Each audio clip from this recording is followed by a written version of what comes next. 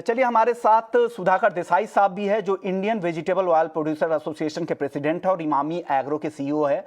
Sir, आपका खाने के तेल के मार्केट को लेकर क्या आउटलुक है? जिस तरह से नंबर्स आ रहे हैं, मलेशिया के क्रूड पाम तेल का उत्पादन वहां पर कम रहने की संभावना है। आपको क्या लग रहा है कि आने वाले समय में दाम और बढ़ेंगे क्या?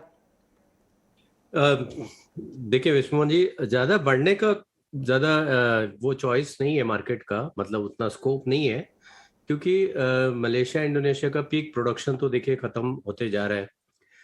मार्केट का इंडोनेशिया का जो बी 25 है, उसकी वजह से 8 मिलियन टन जो बायोफ्यूल में जो जाता था, it can even become 8.7 million ton.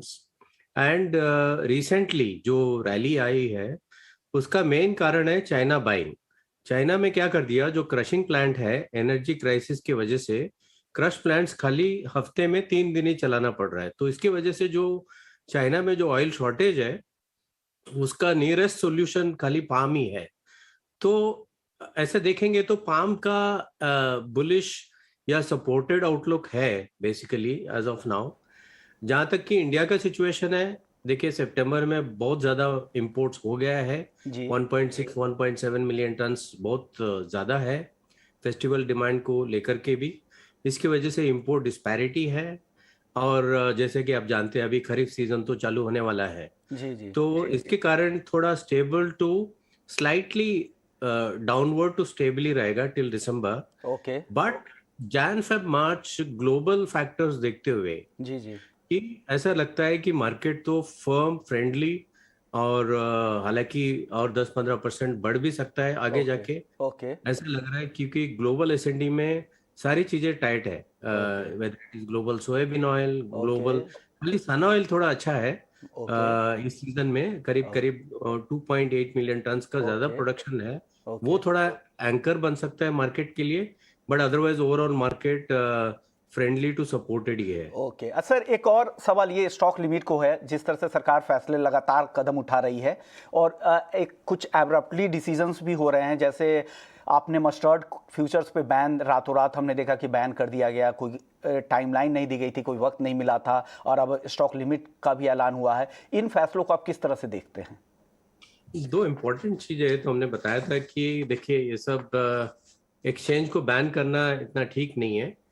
खाली एक्सचेंज की वजह से अगर दाम बढ़ता है, तो आप देखिए ना, सोयाबीन में जो 1 लाख टन पर 1 लाख रुपए पर टन होने के बावजूद भी एक्सचेंज की वजह से ही, जब इंपोर्ट का डिलेड डिसीजन जब हुआ, जब इंपोर्ट आने लगा है सोया मील, जी। तो मार्केट 45% डाउन हो गया। ओके तो एक्सचेंज एक्सचेंज रहने के बावजूद भी हुआ है। तो कोई भी बुलिश या बेरिश फैक्टर को रिफ्लेक्ट करके जी एक्सचेंज को एक प्राइस डिस्कवरी होता है। जी जी तो उसी बिल्कुल। को अगर बैन करना, और वो भी सडनली बैन करना, तो इतना ठीक नहीं है। जी जहां जी तक कि मस्टर्ड की बात है, देखिए प्लांटिंग तो होगा अभी नवंबर दिसंबर में, एक्सपेक्ट करते हैं, उम्मीद करते हैं जी कि बहुत अच्छा क्रॉप होगा और फरवरी में मस्टर्ड कंज्यूमर को राहत मिलेगी।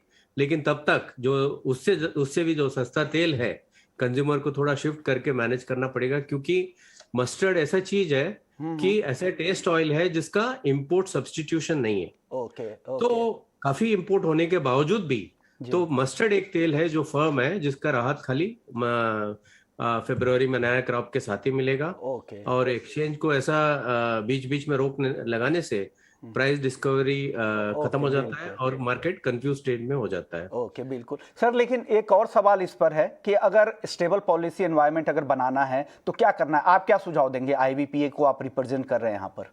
देखिए हम लोग ये नी जर्क रिएक्शन भी होना नहीं चाहिए। जैसे स्टॉक कंट्रोल की बात करें, ये तो बहुत ही रेट्रोग्रेड स्टेप है।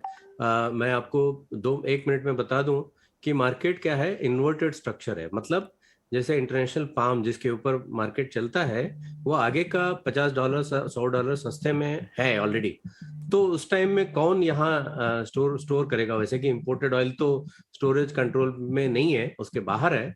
लेकिन 1 मिनट के लिए अगर सोचेंगे कि सोयाबीन का अगर आवक अभी आने वाला है, तो उस टाइम में अगर स्टोरेज कंट्रोल ऑर्डर है, तो अननेसेसरली ऐसा ना हो कि सोयाबीन प्राइसेस एमएसपी के और नीचे ना चले जाए। तो इसलिए स्टेबल पॉलिसी हम लोग क्या बोलते हैं कि गवर्नमेंट को तय करना है एक एमएसपी को ऑयल सीड वाइज, एक कंज्यूमर का इंडेक्स, एक कंज्यूमर प्राइस को भी सोचना चाहिए क्या होना चाहिए।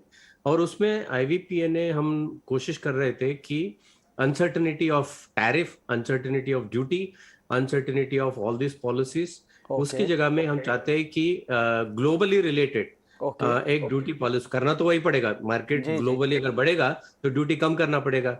तो ऐसा एक स्लैब सिस्टम और डायनामिक ड्यूटी स्ट्रक्चर बना दे जो इंडस्ट्री के लिए भी अच्छा है, फार्मर के लिए भी अच्छा है, कंज्यूमर के हित में भी है।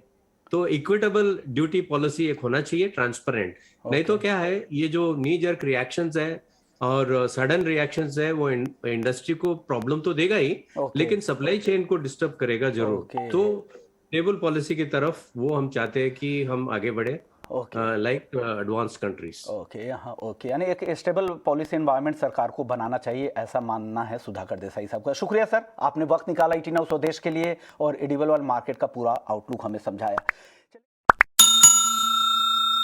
Please like and subscribe IVPA channel.